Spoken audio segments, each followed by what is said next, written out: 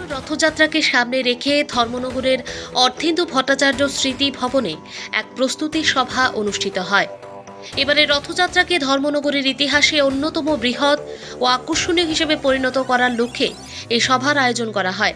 সভায় উপস্থিত ছিলেন ধর্মনগরের মহকুমা শাসক দেবযানী চৌধুরী, ৫৬ ধর্মনগর বিধানসভা কেন্দ্রের বিধায়ক জহর চক্রবর্তী, ধর্মনগর পুর পরিষদের কাউন্সিলর মিতালি রানী দাস, বিভিন্ন রথ কমিটির সদস্যা, সমাজসেবী, বিশিষ্ট সাংস্কৃতিক ব্যক্তিত্ব এবং সংবাদ মাধ্যমের প্রতিনিধিরা। সভায় রথযাত্রার সার্বিক প্রস্তুতি, নিরাপত্তা, যান চলাচল নিয়ন্ত্রণ, পরিচ্ছন্নতা, সাংস্কৃতিক অনুষ্ঠান সহ বিভিন্ন বিষয় নিয়ে বিস্তারিত আলোচনা হয়। বিভিন্ন রথ কমিটির প্রতিনিধিরাও নিজেদের মতামত ও প্রস্তাব তুলে ধরেন।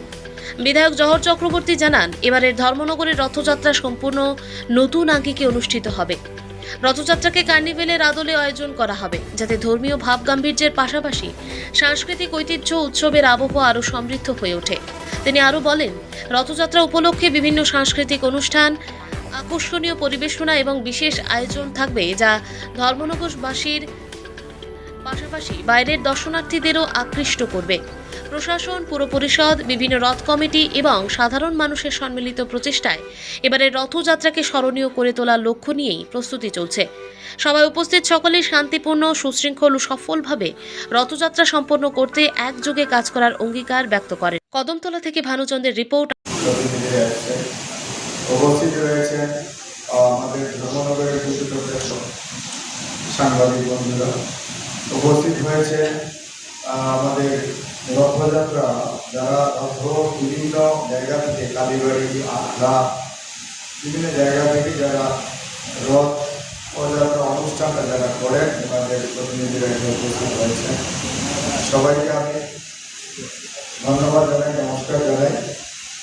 আমরা প্রত্যেকের মতামত নিয়ে আমরা এই রথযাত্রা অনুষ্ঠান কীভাবে খুব সুন্দর করে আমরা তা তুলে ধরতে পারি, ধর্মনগরের মানুষ সেটা উপভোগ করতে পারে, একটা কালারফুল প্রোগ্রাম হয়, তার জন্য আজকে এখানে কাজে আমরা প্রত্যেক রথযাত্রা কমিটি বা সংস্থা থেকে যারা এসছেন, প্রথমে আপনাদের মতামত চাইব যে আপনারা আপনাদের রথের কীভাবে আপনারা করবেন এবং এই প্রোগ্রাম সম্বন্ধে আপনাদের একটু আমরা ধারণা চাইব, ধারণাটুকু দেবেন, তারপরে আমরা আলোচনার মাধ্যমে প্রোগ্রামটাকে আমরা নিজেকে